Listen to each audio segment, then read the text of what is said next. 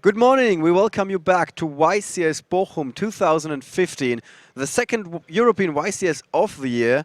And it's been an amazing event so far. We've had 8 rounds of Swiss constructed yesterday, 3 more rounds today, with just 256 players remaining in the field out of the 1,107 that showed up yesterday.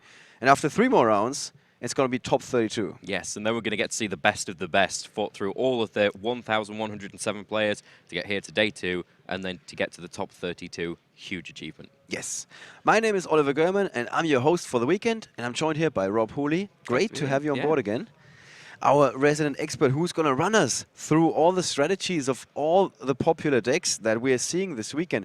Speaking of which, Nekroz was expected to have a dominating performance this weekend. However, only 260 players went with Nekroz. Yes. And we had more decks that fell into the other category. Yes, all of the rogue decks. Than Nekroz. So the field is wide open. And other popular decks that we've seen this weekend pop up. Tellarknights, Shadow, Ritual Beasts from time to time, Yusenyu as well. So a lot of people playing Volcanics as well, which I'd love to see if any really made it into day 2 and possibly doing a little bit better as well. If you haven't watched yesterday's stuff, you really should. We've had quite the highlights with a Mecha Phantom Beast going off on their second turn, dealing 7,000 damage in one turn, I think. It was 7,100, and then they played a Gustav Max and detached to burn for another 2,000. For another 2,000, yeah. For game. That was quite something. And then we also had an Infernoid deck. Yes. With gigantic reasoning that hit A Christia. Yes. That was also one of the best plays of the day. Speaking of best plays and good players, we have a star-studded field today.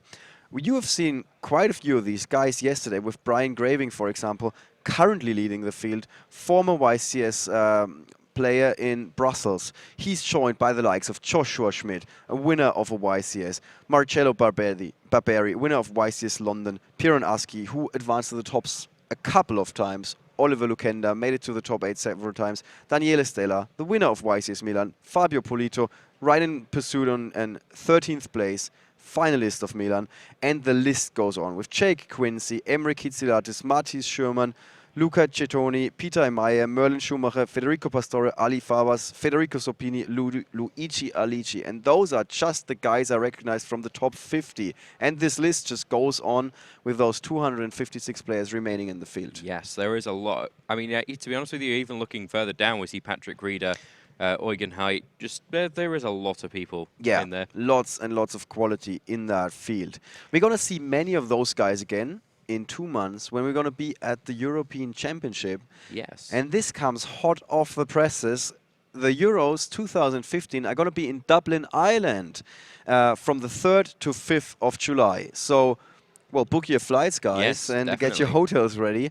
This is going to be the next big event, and we have some great things in store for that event. Yes, it's going to be a lot of fun. Everything should be released on the website very soon, so you will be able to keep all of that information. I can imagine people scribbling it down. Yes. Now we're continuing with round 9, where finally you guys are getting your wish of having Paul Cooper on the stream. Yep. He is from the US, flew over, second time this year that he flew over. He was also in Prague, did quite well there. And he's going up against Leonidas Beis, and just like the name indicates, he is in fact from Greece. So let's take you to the table where these guys are already ready, sitting there, and want to get it on with, because the main event has been going underway for like around 5 minutes already. And there you can see Leonidas on the right-hand side, and Paul is on the left. And quite obviously, Leonidas playing Tellarknights, and Paul is playing Nekroz. Who do you think this matchup is favoring? Well, it can go either way with this. To be honest with you, Leonidas is well prepared to face Nekroz. Okay. He has his Telenova Alphas, which is one of the best cards in the Tellarknight deck. Mind Crush at 3, Anti-Spell Fragrance at 2 with another in the side deck as well. And also the obvious Vanity's Emptiness. The obvious. Yep. Yeah. Now, he is also running Oasis of the Dragon Souls, which is a new card that people have started putting into Tellarknights. It's essentially another Call of the Haunted, Yeah, but he brings it back as a worm-type monster. which is not affecting them in any way, is it? No. It's very, very good. All right, so his opening was a Unukalhai sending a Deneb to the graveyard. And then he's got Stellar Nova Alpha, Phoenix Chain, and Ring of Destruction in his back row. That's a very good back row. His opponent, Paul Cooper, drew into these cards. He's playing 2 copies of Trishula, which is interesting because many times you only see 1 copy. Together with a Gungnir and a Necroz Cycle, and he just set a Farfa. Yes, Farfa is now being splashed into a lot of decks because it can banish a card, especially if it's managing XE monsters. It gets rid of all of the materials. Right. And here is the standard Tellarknight play, which, depending on what he decides to bring out, he can bring out a Deltaros or he can bring out a Triver at this point.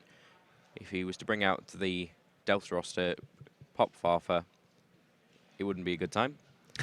Triver, however, sets up for a lot of plays. But this is so interesting. The Tellarknights going to town that fast. Just the second turn, they already got 3 monsters on the field. And they are going to be able to do this over and over again. Yes. It's what they do best. So that's the attack into Farfa. And that's really bad news for Leonidas, isn't it? It's not fantastic. And with the new card text, Ring of Destruction is not going to get rid of that.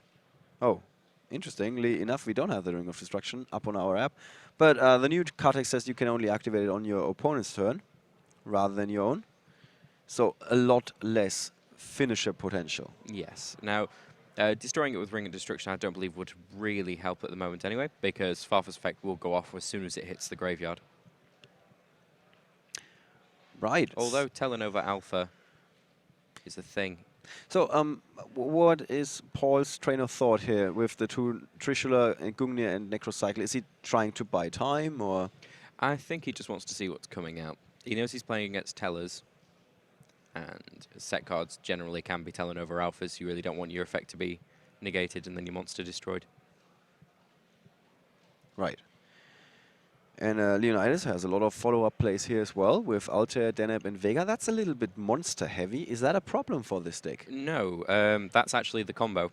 The combo is you play Vega, Vega special summons Altair, and then Altair special summons Deneb from the graveyard. Right. So you don't mind drawing into these monsters? No, not as at all. long as you find another Stellar Nova Alpha or something like that every now and then to also be able to interfere with your opponent's plans. Yeah. All right. The actual full combo for the Triver Loop is to have a Call of the Haunted. And there's the Triver. So everything going to hand now. Farfa had a little bit more defense than I thought. Yeah, and 1-9. It's quite the formidable contender. Okay, Ring of Destruction has been gotten rid of there. That's not an issue, because Triver is now going to activate its effect. And he's going to discard a random card. So he may end up just discarding his Farfa. That was unfortunate. Yeah, definitely not good news for Paul Cooper. And I think his his problem, so to speak, is there are not going to be that many fans online at this time because it's still in the middle of the night in America, of course. Yes. Right. So let's see how this is going. Leo is passing play with Phoenix Chain, Stellar Nova Alpha, and a Triver. And as we pointed out, these are his follow-up plays. And Paul drew into Nekroz of Valkyrus. Also not exactly what you need in that situation. It's going to stop some attacks. And he just But set Tellarnova Alpha, again, is a thing. Necroz cycle, yeah. And look at Leonidas exploding and filling or flooding the field with all of his monsters, really. He's now left with a Book of Moon and Deneb in his hand, together with an Altair that he just searched for, with that Deneb that came back from the graveyard. And this is looking really good. Well, this is what Tellers do at their best. Constantly just spam the field with monsters. And just overwhelm the opponent before they can get their feet on the ground. Correct, yeah. I'm not quite sure why he just... Although he doesn't have any way of paying for Necroz Cycle.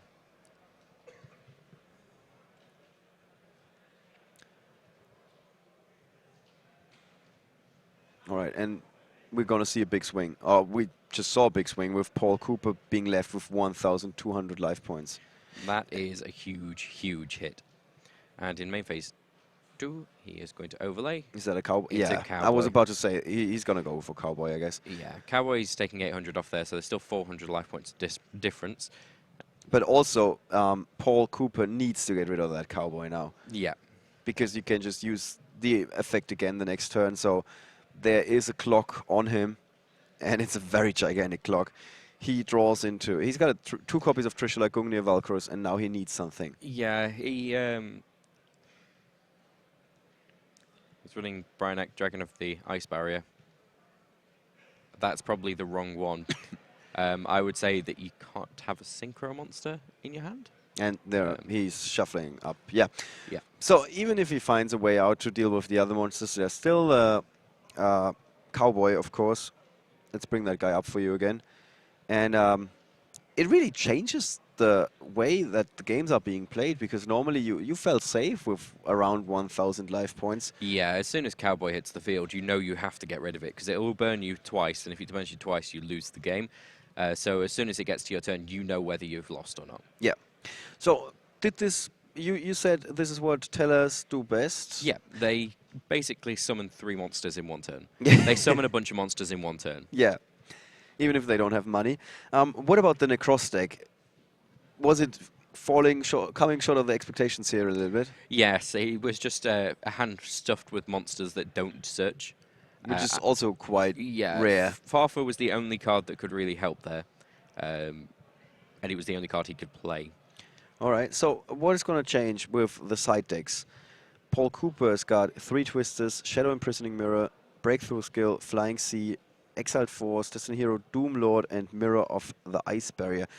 Like, apart from Breakthrough Skill, I think nothing is that useful against Tellarknights. Generally not. Flying Sea would help as well. Just going to stop Exy summons. Looking at Leonidas' side deck, Anti-Spell Fragrance Macy up to 3. Mystical Space Typhoon doesn't really help. Chaos Trap Hole in case he's kind of feeling that he's about to kind of telegraph a Denko Sekka. Hole doesn't run any. Yeah, but that's going to be an interesting question, really. Is he going to go into the Chaos Trap Hole expecting the Denko? What would you be doing? Even if you went into the Chaos Trap Hole expecting a Denko Sekka, you still have 6 targets for Chaos Trap Hole. Right. The Manjus and Senjus. Yes, and being able to stop them happening also still helps you. It's good, but is it 2,000 life points good? Well, it's negating the summon. Yes. So you're basically running 3 Solemn Warning. Yeah. Is it good enough? Yeah, that's fantastic. Okay. It's the reason why people are running Solemn Scolding. Solemn Scolding is 3,000 life points. Yeah. To negate spells, traps, or summons. So it's Solemn Judgment without having to pay half your life points and not on the Forbidden Limited list. Right. That's why people are playing Solemn Scolding, especially in Nekroz, because you don't run traps, so nothing's ever going to be set. Okay. Interesting. Well, Nino Zimmerman, who we had on the stream yesterday and who was playing the Mecha Phantom Beasts, he was playing Chaos Trap Hole, I think even 2 copies in his main deck. And he said it served him well this weekend. Yes, because Chaos Trap Hole doesn't only defeat some of the cards in Nekroz, it completely defeats Tellers. Right. Because all of the monsters are light. Yeah. And if you negate one of the summons, they're not going to be able to get the rest of the summons off that turn. So it helps a whole lot against that deck, yes. All right, so to wrap this up, Paul Cooper doesn't have that many options in his side deck against that particular matchup. Not really. And Leonidas has a couple of options. So I would say, is this favoring Leonidas? Currently at the moment, but he has built his deck to beat Nekroz, of course. All right, well, they have a gigantic target on their head. So Paul Cooper might as well show us why that is the case. And in case you're wondering, these guys both have 6 wins, 2 losses. So they are currently positioned in 79th place, that is Paul Cooper, and 93rd place, that is Leonidas. So if they win 3 rounds, of course, they are going to be in the top 32. If they only win 2 out of the 3, it might be it depends on tiebreakers. So it's hard to tell. Okay, so Daenerys hit the field. Leonidas has been allowed to go first. And that was probably because Paul wants more cards in hand. And Paul's actually looking like he's got a much better hand this time. He's got a Clauselus, a Unicorn, a Cycle, a Maxi, and a Reinforcement of the Army, so he is able to do some searches. Yeah, some searches. That's what he needs, definitely. All right. Oh. Even more searches. Yeah. Speaking of which, yeah, Manju of the 10,000 hands. Such a flexible card. Now, I think he's going to wait with his Tellarknights Alpha. Yes, just to bring this up again, this is Leonidas' back row. The Tellarknights Alpha, or Stellarknights Alpha, Trap Stun. Trap Stun? Yeah, why did he not take... Did he put that in? Yes, he actually sided in Trap Stun. So he was possibly expecting something like a Royal Decree. That or is, a Light Imprisoning Mirror. yeah, that is often being boarded against the Tellarknights. And he goes with Trap Stun to buy himself one more turn. He doesn't really mind losing his Deneb, I guess, because with an Altair in hand, you can just bring him back. And Paul Cooper is now starting to access his deck, and this is something that we'll see frequently throughout the day today, and something that we saw a lot yesterday as well, with Clauselus searching him another ritual spell card. There's the Kaleidoscope. That is going to be an Herald of the Arclight, I guess. Yes, there we go. And is he going to go for the Chinlock play here? If he can. He's still missing a second monster for... if he wants to go for Lava Vault Chain. But he didn't normal summon this turn. Oh wait, he did, of course. Yep. There was a Manchu. Right, so let's take a look at his hand. He's got the Necroz Cycle, Maxi, and a Reinforcement of the Army. But Unicorn is actually quite good against Tellarknights, isn't it? Incredibly so, because Trevor has Deltaros. Anything that Leonidas can play has been shut down. All of those lovely rank 4s that the Tellarknights can play are doing nothing. And how surprising do you think is the fact that Paul Cooper is not playing Denko Sekka? It's incredibly surprising. I thought that most people would be playing it. It might be a little bit of an advantage with Leonidas possibly siding into answers for that card that Paul Cooper is not playing. A very interesting mind game, really. But I'm still not certain if it's worth it, because it's such a devastating card when it hits play.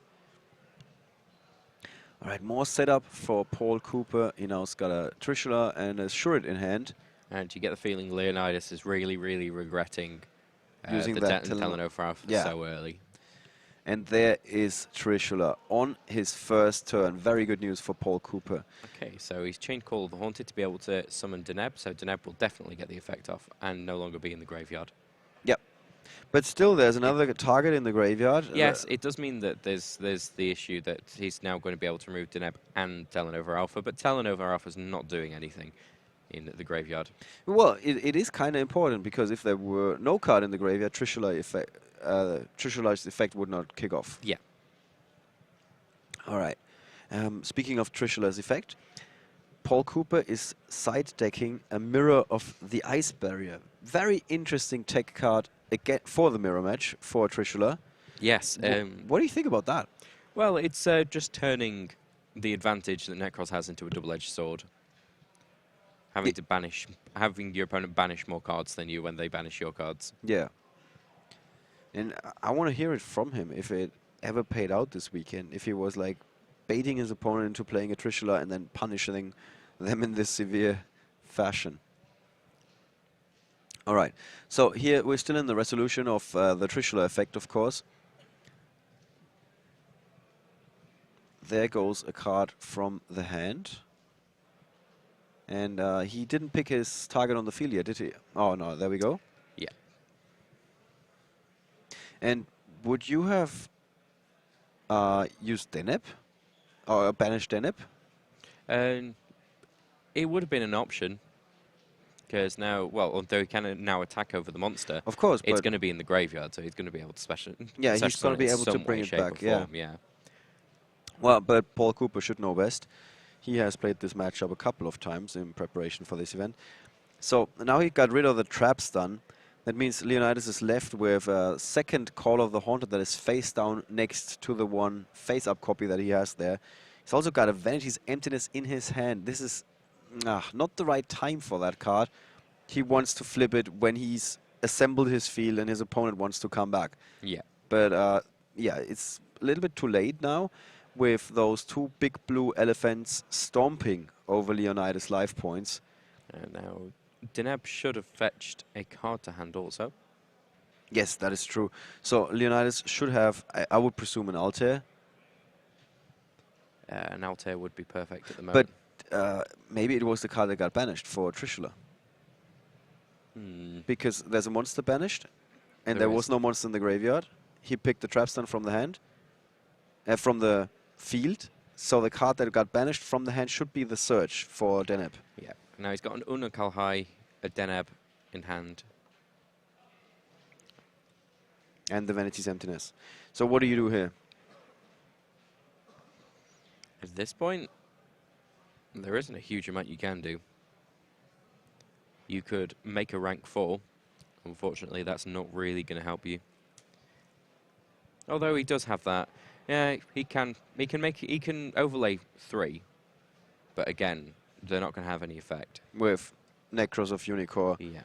being the key card here. Now, he could make 3 overlay into a Deltaros. Okay. Then just attack over the Unicorn, then use Deltaros as effect, which would clear the board. Is that the best option here? It's one of the best options, and it looks like it may be the one that he's going for. Yeah. So let's see what happens here. He just confirms 2 cards in your hand. Paul Cooper's got a Maxi and a Nekroz of Bryanak. When is Maxi? It's gonna be coming. Yeah, it'll come. It's gonna as be soon dropped as in this round. now. It's good. It's probably Yeah. more than likely going to be dropped right now. So even if Leonidas finds a way, yeah, there's the Maxi. Yeah. Even if he finds a way to, well, fight back, gain board control again, Paul Cooper is gonna draw a lot of cards. That was the first for that Call of the Haunted, and it got him a Nekroz Mirror. So Altair is now going to special Deneb from the grave. That's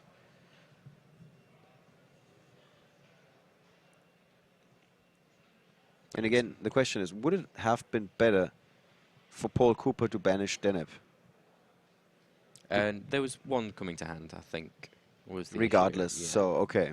So he's like, yeah, you're gonna have Deneb access to Deneb anyway. The idea is that he could have played Unikal High, got Vega to the graveyard, and just done exactly the same play. Or maybe he was afraid of a possible second Stellanova Alpha, and this is why he went with the face down Yeah. spell or trap card, which happened to be Trapstun. So I guess it was the safe option. All right. So there you have the guys. Leonidas on the right, Paul Cooper on the left. So he needs to make sure that he plays this correctly now.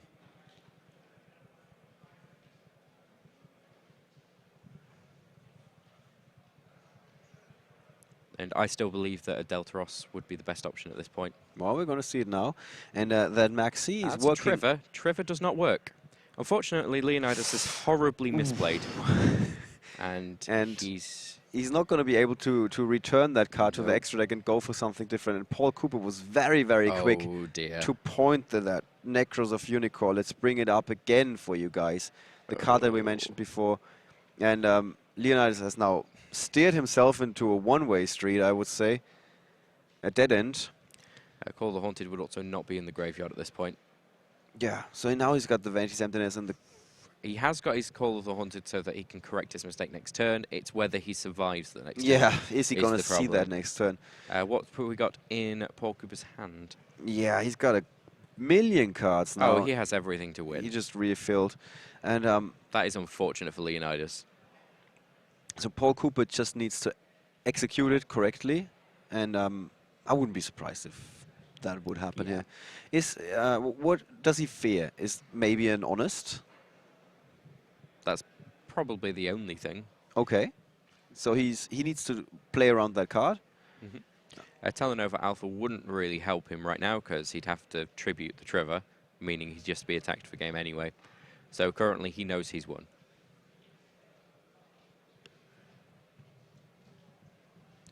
All right. So now there's the Nekroz Mirror.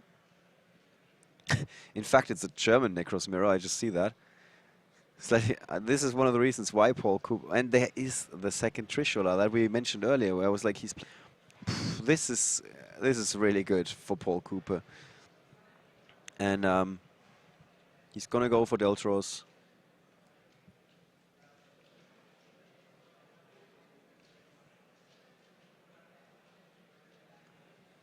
There goes a Call of the Haunted in the graveyard.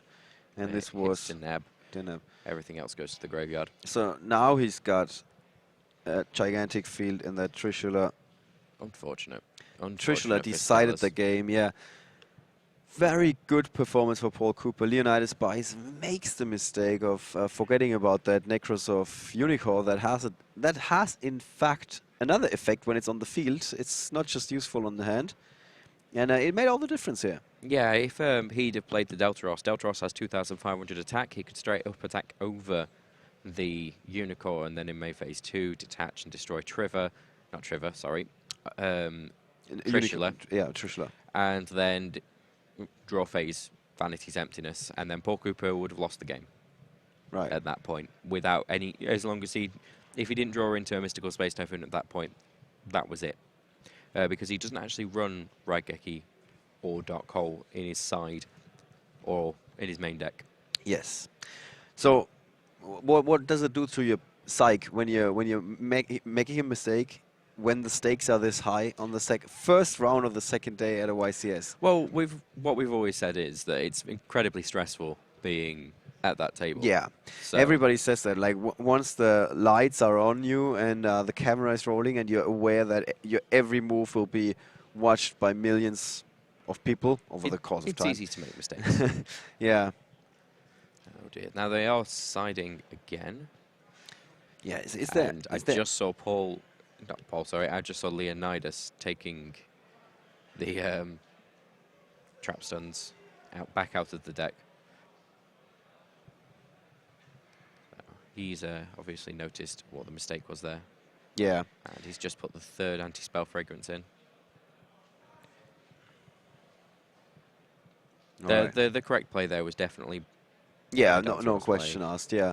And you could tell that he himself wasn't happy in any way with that play.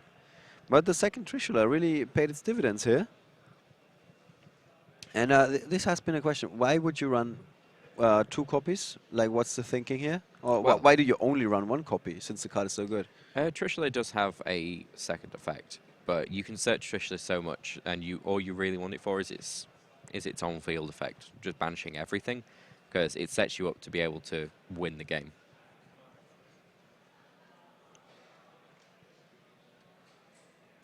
Right. And what is Paul Cooper? Does he... I mean, now there's a very good chance that Leonidas knows that his trap stuns weren't yet that useful. Yeah, as I said, I saw him taking them out from our top-down view. Sometimes the players do just hold their cards just enough for us to be able to see them. And it looks like Chaos Trap Holes made it into his deck as well. Interesting. So without Denkoseka in Paul Cooper's deck, his only targets are going to be the Senchu of the 1,000 hands and the Manchu of the 10,000 hands. Well, it kind of hurt when Stellar Nova Alpha tributed his only monster to negate that Manju, and then it didn't need to. Yeah. So he got rid of the card that was on his field to be able to do nothing. So just a second negation. Probably very happy.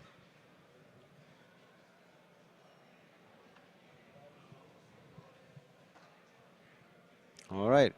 So now we're ready, or at least Leonidas is ready, shuffling up for the third and deciding duel. And Paul Cooper seems still not 100% convinced he's got the ideal build.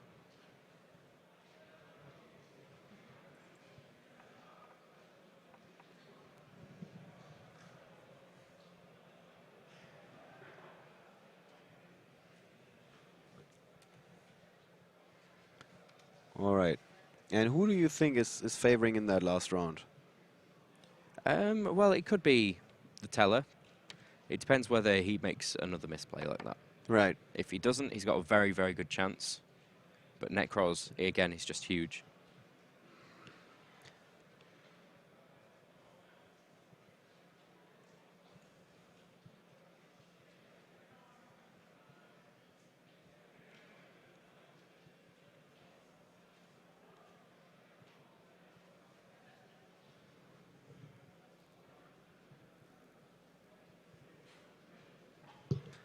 All right. So here we go for that third game.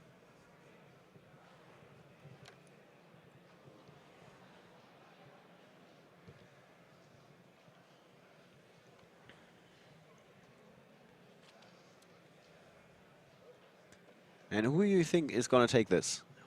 Also, who's going to go first?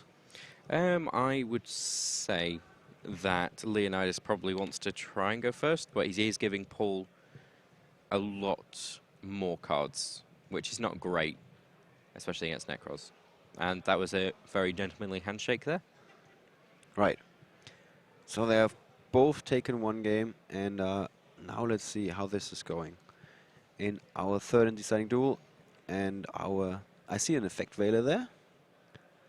I see not- two. A and- Raigeki, and a Chaos Trap Hole. Hole, Yep. and the last card was a spell card. All right.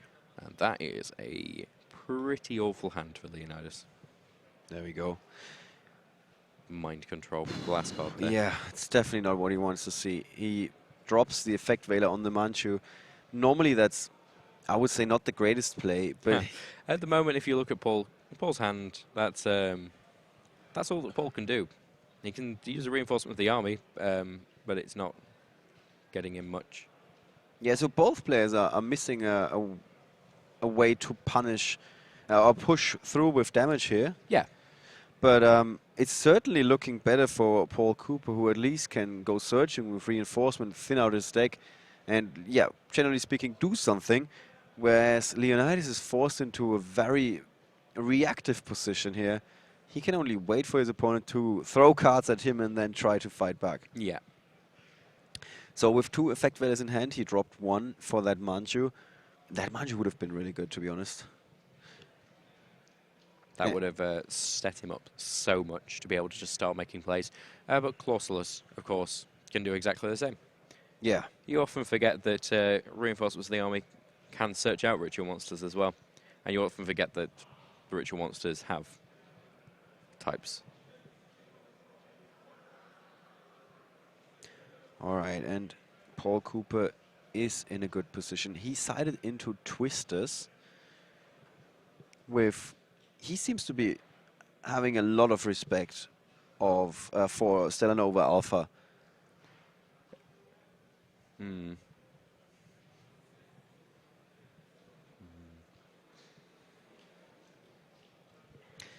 And let's see what you guys thought, who's going to win this game. Because we allow you to vote, of course.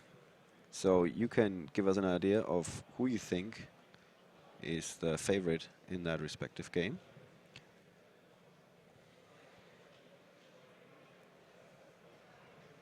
And interestingly enough, nobody participated in that poll last time. We should open that poll up again. You can vote in the Twitch chat, and you can tell us exactly who you think would win. Or who's your favourite to win?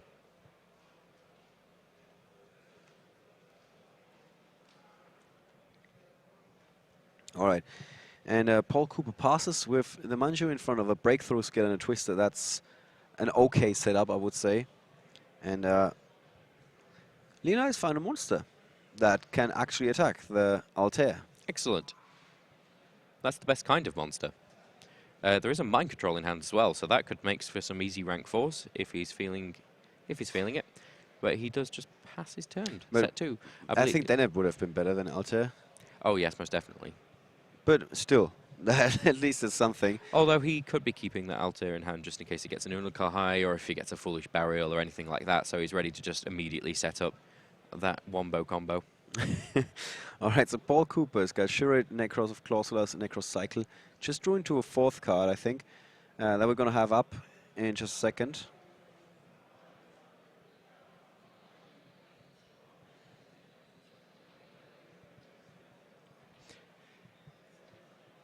Interestingly, Leonidas isn't playing Foolish Burial.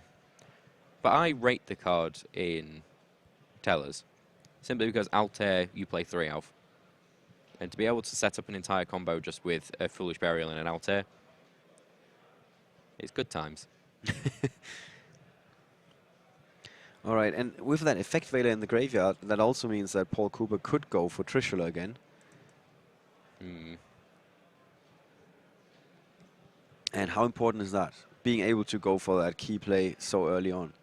Well, it would upset Leonidas. Leonidas has the turn now, and he's just got a Thunder King Ryo, which he's playing.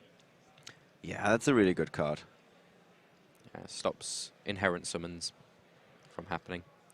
And, And also stops cards being added from the deck to the hand, meaning that the search that Paul has just got is completely down. Yep. He's got a Nekroz cycle that means he can summon the Clausulus in his hand, because there's also a Shuret there, but that's all he can do at the moment. What has he just drawn into? Unicorn. Well, he can now play Unicorn. Yeah, a new card arrives. So, very good draw for Paul Cooper, really. Yes. But since you mentioned the Thunder King Ryo stops inherent summons, in case somebody's not familiar with that, it means a summon that does not use the chain. And that is, of course, not correct for all the ritual summons. Yes, so it's an inherent summon is a card that would summon itself. So Xe summons, Synchro summons, things like that. Things like Cyber Dragon. Yeah. All right. So suddenly Leonidas not in such a bad position anymore, thanks to that Thunder King. The Thunder King is going to probably be ran over, but he does have a Chaos Trap Hole and a Raigeki, and he's breakthrough skilling the Thunder King Ryo. Yeah, just so he gets the surge of Clausulus. Of Shuret if he uses the Necro cycle now. Yeah, and he also has the Unicorn. I think he's just checking. And I'm 100% sure that one thing we're not going to see in this match, or in this game now, is going to be the Necros of Unicorn on the field and Leonidas forgetting about its effect. Yeah. One of the best ways to remember how the cards are working is if you ever made a mistake, you will not ever forget it again. Yeah. So there is a Unicorn together with Herald of the Arclight. And that allows Paul Cooper to search his deck again and add even more fuel for the fire.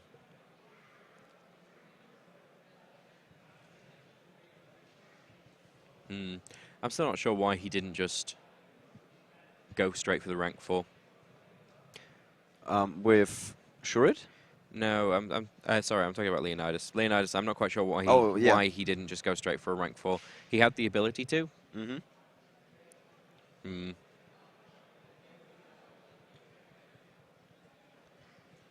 Effect Veil is really going to help. Together, you mean with the mind control? Yeah, because if he would have mind controlled, played his level 4, overlaid into a rank 4, he would have had something out. Yeah, And he plays such good cards. Maybe he wanted to save the mind control. Now, wow, we got the cycle. Okay, at least there's a Effect Veiler stopping or stripping the Trishula of its effect. So it's not as devastating as it turned out to be in the second game. And but Leonidas is really falling behind here. With just an Altair in hand and a mind control, his field... He's a Raigeki. He's got a Raigeki. He's fine. He's fine. He's okay. Okay. Everything's okay. But Paul Cooper's not done yet. With a Brian Egg in hand, and now he still got those ritual spell cards in the graveyard that can allow him to search his deck for yet another one and perform even more summons. Is he gonna be able to push almost for game here? Like how much damage? Okay, he's attacking. Okay. That's not there. Okay, we're not quite there yet. But still a very, very big swing. Leonidas left with just 3,500 life points after the attacks of Trishula and Unicorn connected. Okay, so Unicorn can now be mind controlled. Okay. Raigeki can happen. Altair can come out. Overlay into a rank 4. And suddenly Leonidas is on top of again. Yeah. Now there is a Bryanak in hand, which means that there's going to be more searches going off. And what would be the correct search target for Bryanak here? It really depends what Leonidas is going to do now. If Leonidas does what I've Oh, just so you're served us. saying that Paul Cooper is going to hold on to that Brainiac and not... Oh yeah, he has it. It's going to set up his turn after So he's not... if it all goes wrong. Okay, so he's not using it in this turn, in your opinion? Oh no, he's already used it this turn. Oh, okay. So that is it. That concludes a very big turn for Paul Cooper. And let's check. And there's the Tellarknights Alpha. Well, that's... Very, very nice card. Okay, so here's the Altair. Altair has no targets in grave. There's And mind control there's the on mind Unicorn. control. Just like you predicted. And And there's the right. Oh, it actually, he's immediately overlaying goes for that. first. You would Oh. do something else first? It depends. I don't know whether he's going to With the try Raigeki? 101 or Rhapsody Berserk is an interesting one. He's getting rid of those cards. I That guess. seems that's pretty good. like a very good strategy, yeah. Yeah. Denying your opponent the follow-up plays. Did he just pass? Yeah, he did pass indeed. So he's letting his Rhapsody Berserk die? Yeah, he's feeling safe enough, I guess. But interesting. Now let's see what Paul Cooper drew into there. As a Nekroz of Unicorn. Oh dear. He looks like he's got some setup there. The Unicorn's going to go down, get Clauseless to hand, and then he has a Brainiac and a Clauseless and a setup. So he could go simply for the next Trishula. Couldn't he? He'd need the materials. Okay, so it's not going to be as devastating, but... No, but it's still pretty devastating though.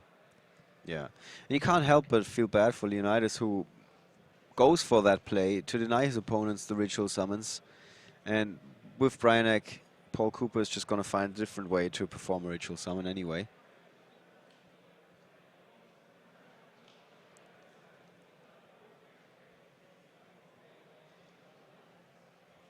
Alright, let's check that field for Leonidas again.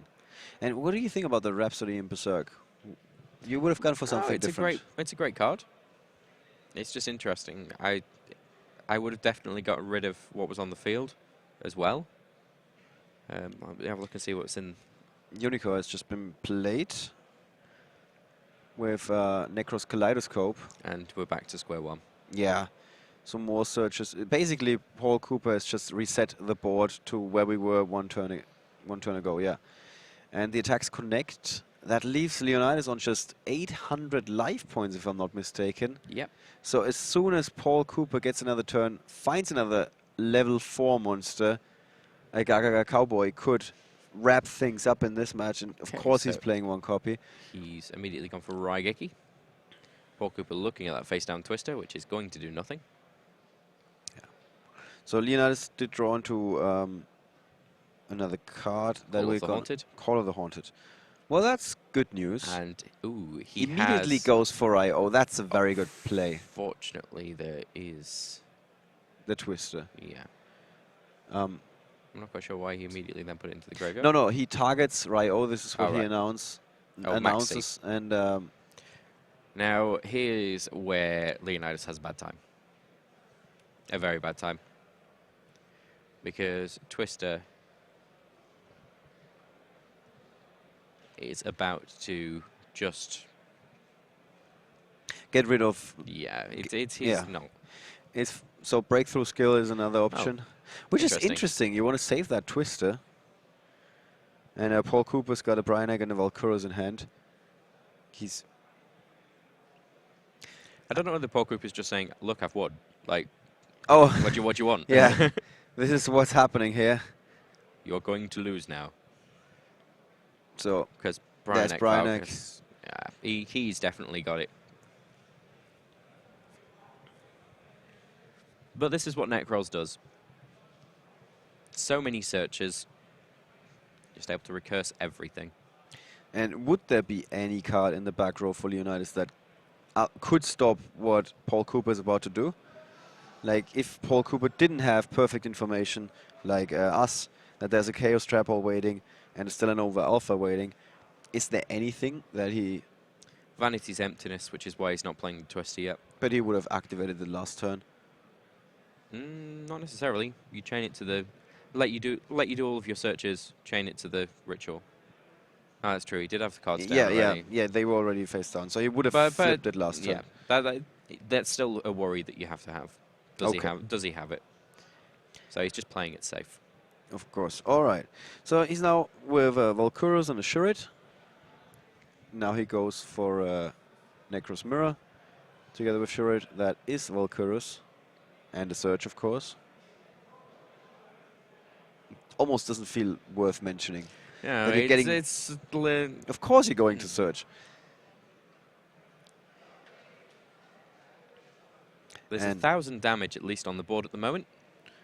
And where did it go wrong for Leonidas Beis in this match? In this match, he had ample opportunity to set up right at the start and didn't take that opportunity and could have got some damage in, could have had a bit more utility on the field, but just didn't go for it. Yeah. Also that opening hand with 2 Effect Veilers, Stellanova Alpha with no monster at first. Wasn't great, I guess. Well, neither player's really got a massively good hand, if I remember correctly. But as you saw, Paul Cooper recovered, or the Nekroz deck recovered. Not that surprising with all of those helps to increase the consistency in that deck. Yeah. This is why it's shining in a tournament that goes over the course of 11 rounds. Yeah, I mean, it's a shame. Leonidas, I've made some plays that questionably weren't the best plays, and he got really, really punished for it. Yes, yes. Well, that second game, where he gave away an opportunity to come out on top again with the wrong target for his rank 4. Yeah. That was quite something. And some of you pointed out this late in the tournament, something like that shouldn't happen. Of course you're correct, but at the same time, it's this early in the morning. So that is true. Yeah. I mean, it depends whether he's been testing all night and yeah, it's a worry as well. I mean, you've got into day 2. Yeah. There is a lot of pressure to perform. Some people can't sleep at night. I've heard that a couple of times, that players are so nervous that they made day 2, they can't sleep at night, especially if it's their first time. It's because they just don't have what I used to have when I was playing, which was I would test until 4 a.m. and then get up at 6 and then carry on playing. So you don't really get that interruption. And you start to flag towards the end of the day, but then energy drinks help with that. That's what they were invented for. So for Yu-Gi-Oh! Tournaments. Yeah, definitely. You test, and it's like, oh well, I got into day 2. Must do more testing. Like, what am I doing wrong now? Well, it is something that I saw frequently at both the European Championship and the World Championship. The guys that are competing at this level, they just breathe and live Yu-Gi-Oh! Yeah. They go to the hotel in the evening after playing for like 7 hours. And then carry on playing. They just carry on playing. Yeah. Well, yeah, it's interesting because people were turning up on Friday not just to register. Some people turned up on Friday and didn't register. They only turned up so that they could sit and play and see what everybody else was playing. And also Leonidas just showed up here like almost very last minute. Mm-hmm. We were almost about to pick a different match because we weren't sure if both players would be here. So it's and we've also seen players just oversleeping in the morning and not making it in time. Yeah. There are different ways to go down in a tournament, really. Yeah, yeah. Well, that was an interesting match. I enjoyed it, but I still feel it's grating on me that I didn't see a Delta. Oh, okay. It's grating on me. Yeah. Yeah. Well, let's hear it from Paul Cooper himself, who definitely has an opinion about how that match went down. In case you're just tuning in, we are here at YCS Bochum, the second European YCS of the year, 1,107 players, making this one of the largest events, of course, leading into the national season, which then will be leading into the World Championship qualifier season. Yes. And the European Championship, if you're just tuned in, will be in Dublin this year from the 3rd to the 5th of July. More on that a little bit later on. We're now going to take a very short break and going to be right back with Paul Cooper.